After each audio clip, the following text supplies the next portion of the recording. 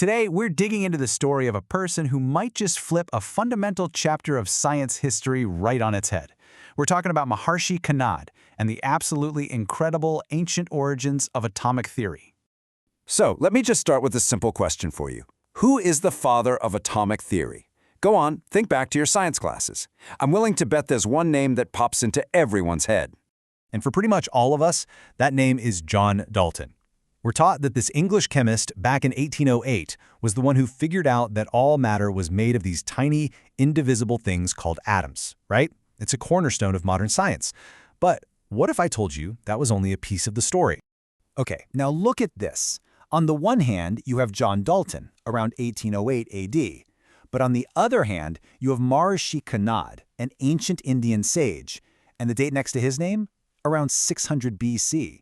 I mean, that is a gap of more than 2,000 years. This slide right here, this is the whole reason we're doing this explainer. So that brings us to the real question, doesn't it?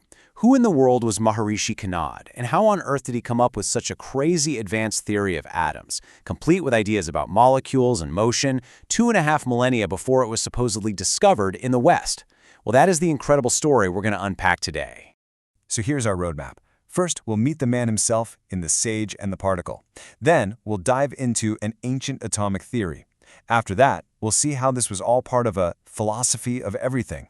Then we'll get into why this is a legacy lost and found, and we'll wrap it all up with the key takeaways. All right, let's jump right in. Part 1, The Sage and the Particle. Just who was this ancient thinker?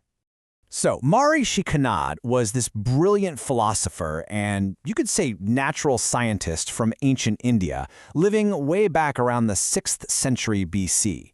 He was born with the name Kashyapa in a place that's now modern-day Gujarat. And he went by a few other names too, like Uluka, but the name he's really famous for, Kanad, well, that wasn't his birth name. It was one he earned, and the story behind it is actually key to his whole way of thinking. You see, the story goes that Kanad, or Kashyapa at the time, was on a pilgrimage and saw people scattering rice grains as offerings. He became totally fascinated by these tiny little particles and just started collecting them. When people asked him why he was picking up grains that even a beggar would pass by, he laid out his philosophy with this powerful thought. Because of this, people started calling him Kanad, since Kan in Sanskrit means the smallest particle. The man literally became his obsession to understand the building blocks of reality. And this perfectly captures his big eureka moment. There's another story about him just walking along, breaking a piece of food in his hand into smaller and smaller bits, until it hit him. He realized there must be a point where you just can't break it down any further, a particle that's truly indivisible. You know, this simple observation wasn't just some random thought. It became the very foundation of a whole system of logic. So, from that tiny seed of an idea, a whole theory grew. Let's move on to our second section and see how this blossoms into an actual ancient atomic theory, all centered on this concept of the Parmanu. Now, what's so wild about this is just how specific he was.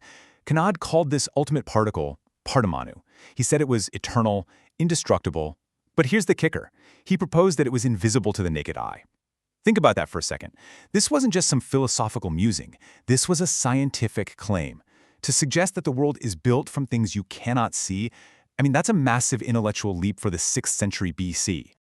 But wait, it gets even better. He didn't just stop at the atom. He actually thought about how these atoms connect. He used the term anu for what we would call a molecule today, a stable thing that forms when two or more Parmanu combine. He even got specific, proposing the Dwinuka, or a binary molecule made from two atoms. That's basically describing chemical bonds, 2,500 years ago. It's staggering. So the key here is that this was a real system. Let's look at the core ideas. First, he said an atom is either at rest or it's in motion. Simple enough. Second, the atoms themselves last forever, but it's how they combine that creates the temporary physical world we see. Third, all the incredible variety of stuff in the universe, that's just a result of different kinds of atoms combining in different ways. And fourth, and this is super interesting, he even talked about 4 kinds of atoms. He thought some had mass, making up the physical stuff, while others didn't, maybe relating to more, I don't know, ethereal things. It just shows he was trying to build a theory for everything. And that's the thing. This atomic theory wasn't just a separate science idea in a vacuum. Nope. It was the physical bedrock for a much, much bigger system. Which brings us to Section 3, a philosophy of everything, all built around the Vaisheshika School that he founded. Yeah, Kanad's work kicked off an entire school of thought. The Vaisheshika School is seen as one of history's first systematic, realist views on, well, reality itself. And what that really means is that it was a huge system for understanding the universe, but one that was grounded in logic and what you could actually observe, not just faith. For him, physics was the core of his philosophy. And to organize this whole understanding of reality, he came up with these 6 padarthas, or categories. Think of it like a framework for classifying anything and everything that exists. By breaking reality down into these basic buckets, from physical substance, which is where his atoms fit, to abstract ideas like inherence, he was basically drawing a logical map of the entire universe. And inside that first category, substance, he listed 9 fundamental types. Now, the first 5 are the classic physical elements we all know. But look what else he includes: time, space, soul, and mind. This just shows how huge his ambition was. He was trying to create one unified theory that explained both the physical world and the non-physical world. And this is where it gets truly unbelievable. He used this whole framework to try and explain real-world stuff. He talked about Gurudeva, a property inside objects that makes them fall to the earth, which sounds a lot like a precursor to gravity, right? He was trying to explain the world with natural laws, not just saying it's magic or the gods did it. He was using his system to do actual science. So, all of this leads to a pretty big and maybe slightly awkward question that we have to tackle in Section 4, Legacy Lost and Found. I mean, if his ideas were so far ahead of their time, why is John Dalton the name we all know, and not Maharishi Kanad?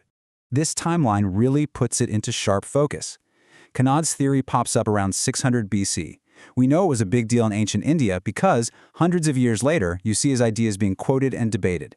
And then there's just this huge gap, a long silence, at least in the Western world, before John Dalton, who had way better tools, independently comes to a very similar conclusion in 1808. So what happened? You know, there isn't one simple answer.